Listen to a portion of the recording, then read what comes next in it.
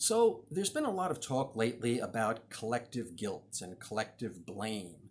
And of course, you know where I'm coming from. I think the whole idea is that white people are supposed to bear collective guilt for slavery and the violation of human rights and maybe a lot of other things, right?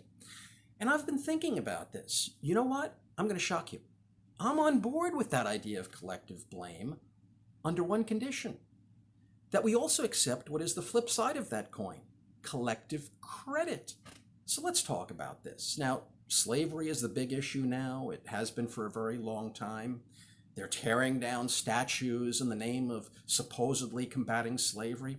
But you know, white people might not have been the first ones to practice slavery, but get this is for sure.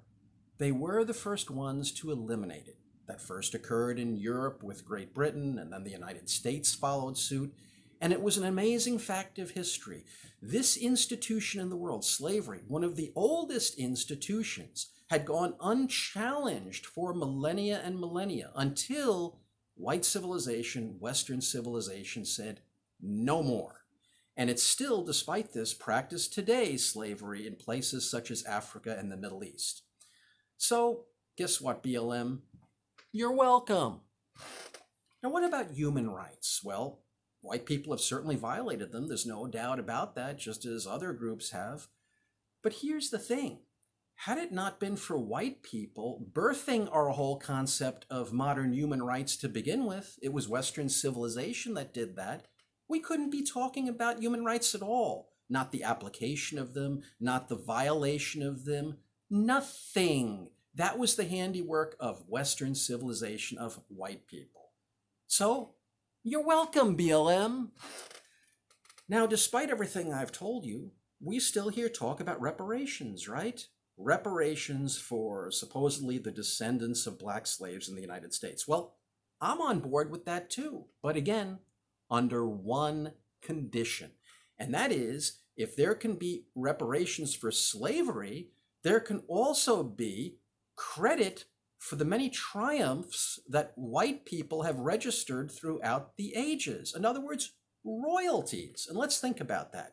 Royalties for all of the innovations and inventions that have been the handiwork of Western civilization, of white people. All the things that created the whole modern world and that make our lives so good, that make us so prosperous.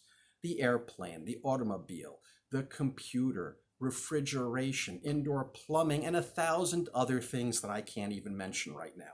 So you know what? I'm going to take those royalty checks that I get, and I'm going to take a portion out of them to pay my part of reparations, and I bet you I'm going to have a lot left over. So once again, you're welcome, BLM. But having said all this, guess what, BLM? You don't have to bow down before me in the street. And you know why? Because the truth is I'm not really responsible for any of these great things.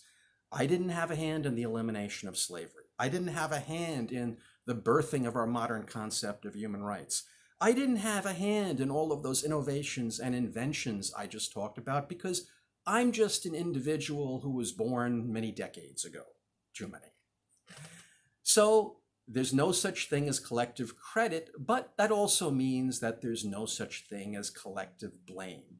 Right? Right. This is Outside the Overton Window with Selwyn Duke.